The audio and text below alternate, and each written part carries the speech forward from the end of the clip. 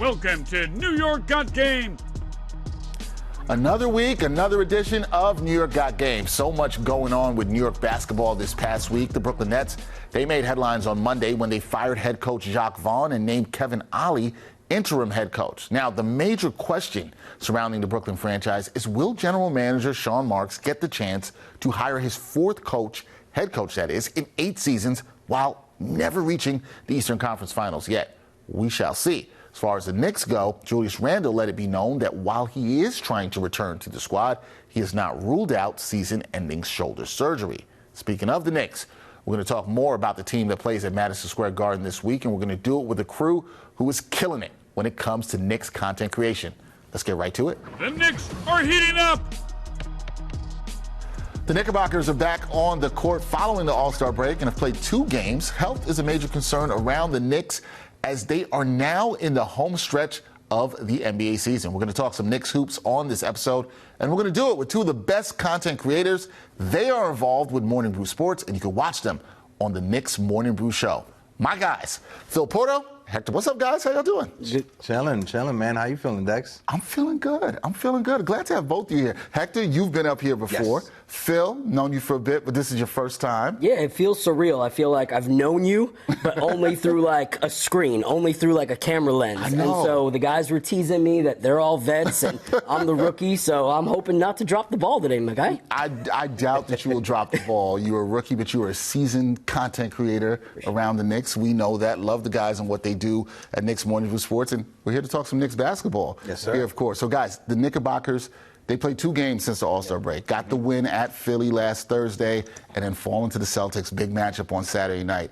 What did you make of their play coming out of the break? Phil, I'm going to start with you since you are the rookie. We're going to put you through the rookie process. What did you make of their play coming out the break? You know, in that first game, it said a lot to me that we have fighters, because we're missing a lot of guys, but we saw the grit that they came out with. Even with Jalen Brunson having a mediocre efficiency when it came to shooting, he still put up numbers, was able to contribute assist-wise, but he just wasn't doing great. Like, everyone was talking about the shots that he was missing are shots that he makes in his sleep. So it was a rough game for him offensively, but you had guys continue to step up, and that was beautiful to watch. And you were hoping to kind of see that go into last night's game. We're all gathered at Blarney Stone, ready to have this great watch party, and then all of a sudden, for 2.5 quarters of basketball, it looks pretty, and then starts to look a little bit ugly. So it showed that we're close, but without our guys, the way that this roster is built, we have to be healthy to compete with the Boston Celtic type teams,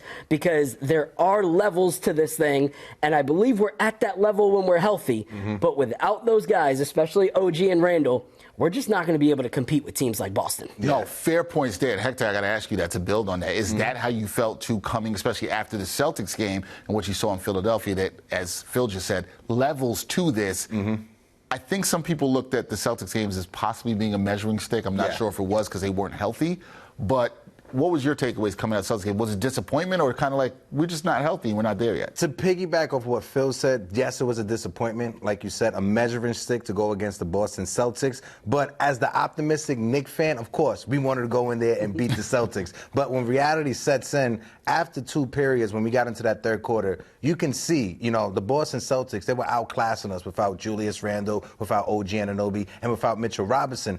But the silver lining is, for the first 2 quarters, you saw our guys fight and battle with the Boston Celtics. So it gives you some light for when those guys, when we do get them back healthy, we could get the ball rolling. Now, to the point against Philadelphia, yes, Jalen Brunson, like Phil said, was struggling. 9 times out of 10, if Jalen Brunson has 7 assists, is shooting less than 30% from the field, Knicks fans, we could say that's a loss. But to see everybody else rally behind Jalen Brunson, big assist numbers as well. Precious Achiuwa has been playing amazing. Yes, Philadelphia is dealing with their injuries, but we stepped up against them. Boston Celtics, not that much, but it still gives you some hope going forward. Yeah, got to give you hope. The vibe's still good, and I think a lot of fans can feel like the vibes are still good. Hector, I want to ask you about this, because so much of the conversation heading into the break about the Knickerbockers, as you guys just mentioned, was their health, right? Yeah. Julius Randle said last week that he hasn't ruled out the possibility of season-ending shoulder surgery on his separated right shoulder. Are you concerned that Randle could not return this year? Because that would change a lot for the Knicks if he does not. What's the concern level after you heard those comments from him saying that he would not rule out the possibility of season-ending surgery. Very concerned anytime you hear the word surgery and an injury around the month of February. Because 9 times out of 10, you could rule that player out for the rest of the season. But when it comes to Julius Randle, you guys seen the footage that's been leaking on social media. You see him throwing up some shots with his trainer in the background. And you saw him yesterday against the Celtics before the game getting some shots up. So that's a good sign. Yes, we want Julius Randle to avoid surgery, whatever it is, whether it's in the season or in the off season. Hopefully when he does come back, he doesn't rush things and aggravate the injury, and then it's not just something he has to deal with in the immediate, but something that will trickle down and will affect next season and for the rest of his career. That is so much of the concern. I was talking about this earlier, too, is that the concern is when he comes back, guys, because he's such a physical player, as you guys know, is that how confident will he be when he gets back on the court? But this all ties into health. And, Phil, this one for you, because when you look at the health situation, the Knicks did get some players back following the All-Star break, right? Isaiah Hartenstein, Dante DiVincenzo, Bojan Bogdanovic. And in that game against Philly, we saw multiple players besides Jalen Brunson, as you mentioned, Hector, contribute in that win. Are you impressed with the depth of this team, particularly when you look at guys like Precious Achiuwa, who's really stepped up and performing well with increased minutes? Is it the depth here that gives you the confidence about what the Knicks could do beyond this stretch run of the regular season? Yeah, you know, one thing that we talked about is that this front office is doing things a little bit different. You know, like coming from the let's get these 2 stars or 3 stars and build around them, you know, and like put everything into that basket.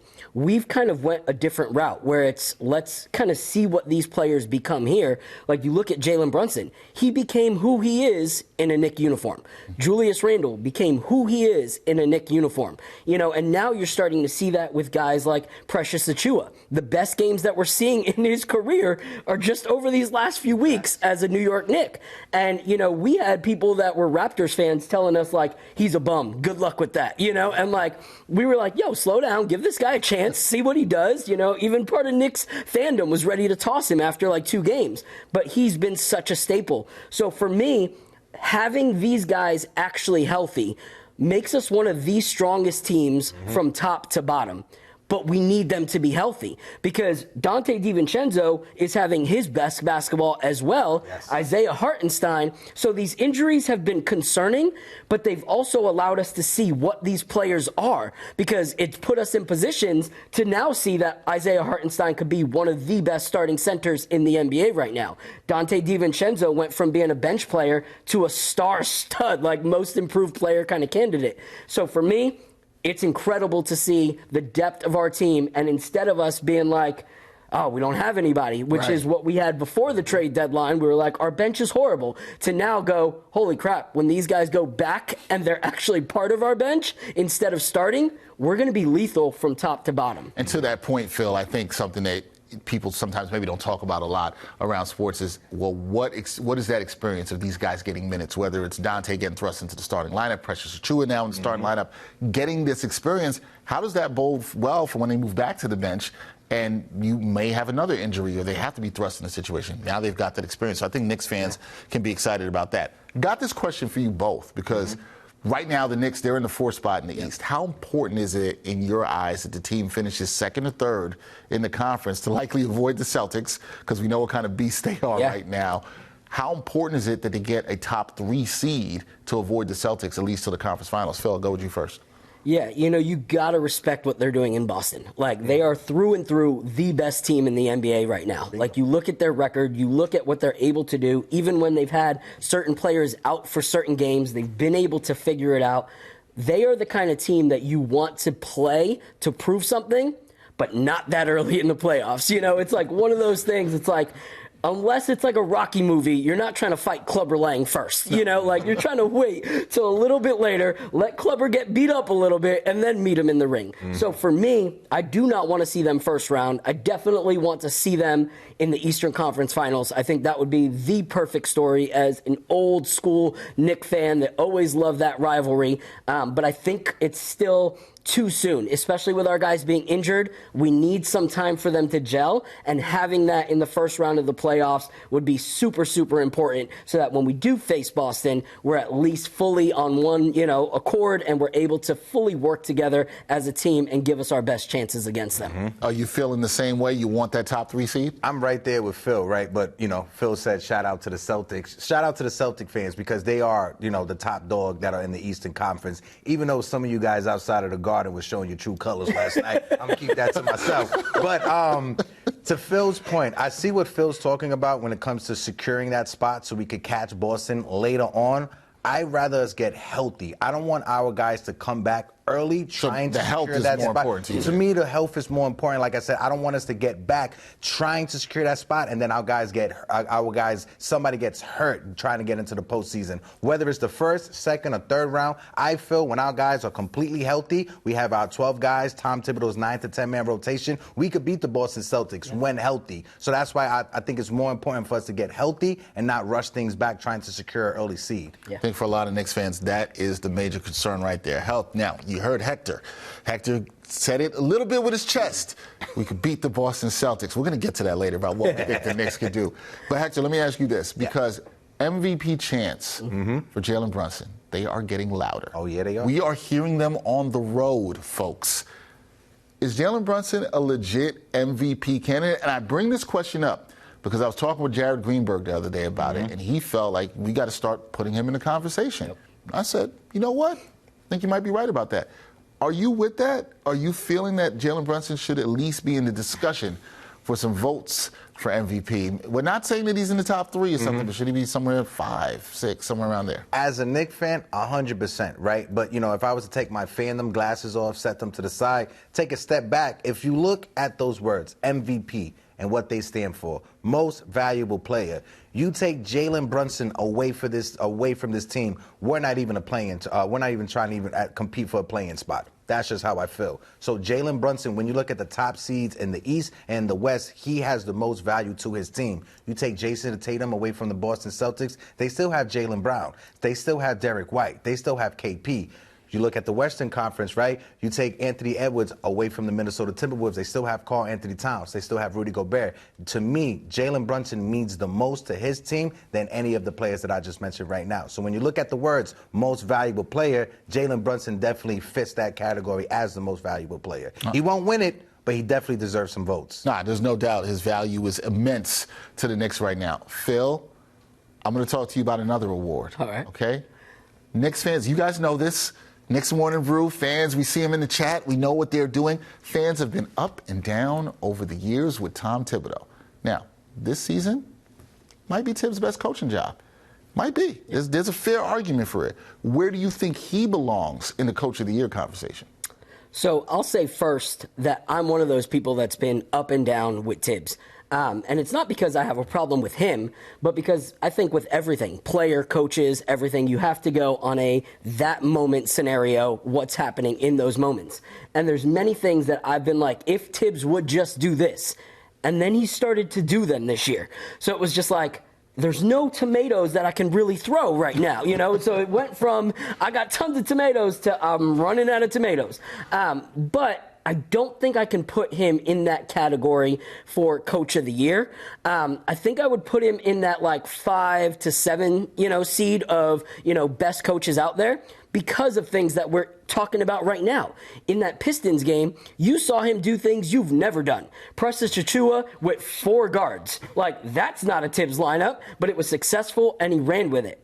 But then yesterday, you see things like Miles McBride getting extremely hot. He gets pulled. Brick Burks gets put back on there, and Burks is just chucking him up and not helping us win whatsoever.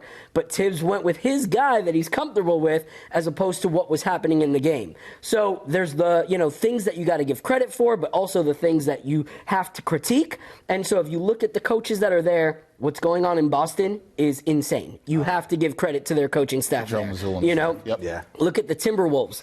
They were nothing last year, and everyone was like, this isn't going to work. Now they're number 1, in the West. Then you look at OKC. They had a great young core. Now they're adding some vets like Gordon Hayward, finding ways for him to fit in. And then you got to look at the Cavaliers. They went from having two guys that are very crucial to their starting lineup get injured, and they thrived up until the second seed, so those are four coaches that you have to go, okay, they're actually competing for that top spot. Mm-hmm. Yeah. Right. There's some good competition there, Coach of the Year. No, there's no doubt about that. But Tibbs, I think we'll say, done a really good coaching job. Very good job. Very Salute good job. to Tibbs. Very good Especially job. with the job he's had. This one for both of you, because we've been talking about health pretty much throughout this. I think that's a big concern for a lot of Knicks fans right now with all the injuries that they're having. Which player do you believe is most integral to returning to the lineup and being healthy before the start of the playoffs? Some people might say OG Anunoby. Some people might say Julius Randle. Some people might say Mitchell Robinson. It's really of those three. Yeah. Which one do you think is most integral to this team coming back and being healthy? Hector, you first. For me, and this is where Phil and I, we kind of differ. We was having this conversation. So when I saw it in the email that you sent us, I was like, oh, this is perfect. This is a great combo. For me, I think it's Julius Randle. When you see how the offense works with both Jalen Brunson and Julius Randle, this year when it comes to catch and shoot opportunities on the three-point, when it comes to the three-point line, Jalen Brunson is 46% from that area. 27% of that was because of Julius Randle, right? So when Julius Randle is not out there on the court, the double teams, the triple teams are more easy for the teams to throw on to Jalen Brunson. They don't have to worry about that many people. Yeah, Dante's going to knock down a three, but he doesn't have a commanding presence the same way that Julius Randle does. To OG credit, phenomenal defense, top defense. When you look at that month of January when OG was in the lineup, top defense for the Knicks. But the offense clicks when Jalen and Julius Randle are working on 100 cylinders. So you've got Julius Randle as the most important player to come back. Now you guys kind of let me know, Phil, we know that you disagree with this. Who do you think is the most important player that needs to come back for the Knicks healthy? Yeah, so this is hard because, in my opinion, this is Julius Randle's best season. Like, the way that he was playing after he came back from that, hiccup of a start of a season was the best basketball I've seen. Like, he stopped doing a lot of things that we were frustrated with. We saw him actually figuring out how to play his role now that it is more, centered around Jalen Brunson. He was able to find his footing and how he can contribute without having to shoot threes and do this and do that. And it was just great basketball. However, if you look at that Boston game, it wasn't necessarily that we couldn't find ways to score as much as it was that we couldn't find ways to stop Boston from scoring. And that's the problem. You look at how many points Boston had in the paint yesterday, and it's ridiculous. So for me, it's OG Anunoby. Because if you look, if OG was there last night, and he was able to either lock down KP or Jason Tatum, and Precious was then able to be the secondary elite defender, it would have stopped a lot of their scoring and would have kept us closer in that game. After a while, our defense just couldn't handle what they were able to do. In the first half, we were. Second half, they just got the best of us. So if you look at January, after that trade, where it looked like, oh crap, we're in trouble, Julius Randle's gone, but no. OG was able to keep us afloat, and we had the longest win streak we've had. The offense started moving a lot smoother, with him in the lineup. He was able to contribute offensively and defensively, and that's why I think it's OG, because I think it gives us what we need on both ends of the court. And you saw the defensive numbers, the defensive rating for the Knicks since the OG trade be so good, guys. It was so good and so strong, and you saw the impact he had on them defensively. But two things can be true. Both of you guys can be right on this. That is possible. Okay, last thing for me, folks. It is time to jump out of the window. I don't know if these guys want to or not, but this is a question that people want to know. Some people have already been jumping out the window. You guys have seen this. Here's a question, guys. If the Knicks are fully healthy, because we've been talking about health all through this on the show, this spring, heading into the playoffs, how deep of a postseason run can this team actually make? Which one of you are going to jump out the window and say they're going to win the NBA championship? One of you guys are going to do it, or not. You don't have to. I'm not forcing anybody to jump out the window. No. I will straight up say it because I'm one of the ones that tends to be a little critical. But what I will say is if Randle and OG come back, just Randle and OG, yet alone if Mitch comes back, I truly believe that this could be our year. And the reason I say that is because with this trade, we're seeing things that don't really work with Burks and Beauchamp, but we're seeing things that do work. And the reason they aren't working is because they're playing out of their position. They're playing out of why they were brought here. Josh Hart has good games, and they would be great games that people would consider if they were off the bench. But as a starter, you don't get the credit of that being a great game because you're one of our 5 that we need to be, total production.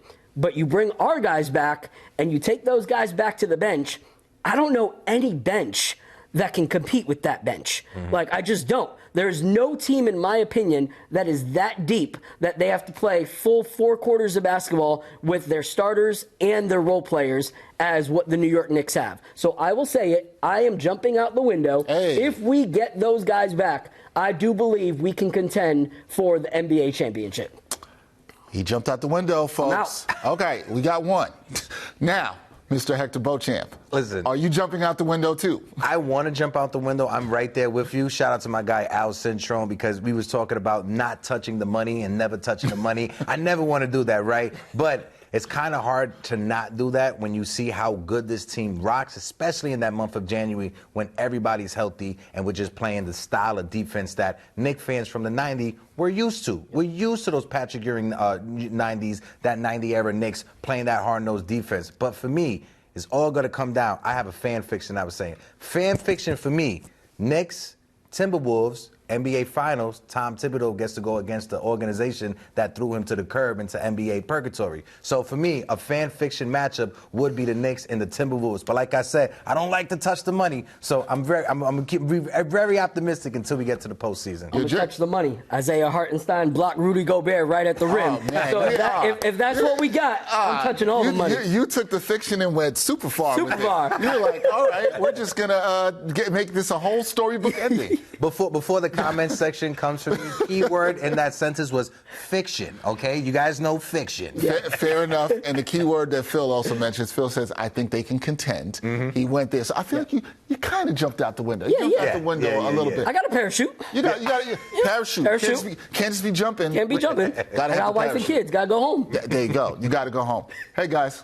Great to have you here to talk about the Knicks on New York Got Game. I got to have you guys again. I appreciate you coming through. Want to let everybody know, Hector Beauchamp, Phil Porto, check them out. Knicks Morning Brew, the guys with Morning Brew Sports, they do such a fantastic job. You guys are going to come back, right? We're gonna do this again? You know it. Definitely, of course. We'll be back. All right, we're definitely going to do it again. We will see how the Knicks do through the rest of the season. Check those guys out. We'll see these guys next time when they come on the show. Yes, sir. The Knicks are heating up.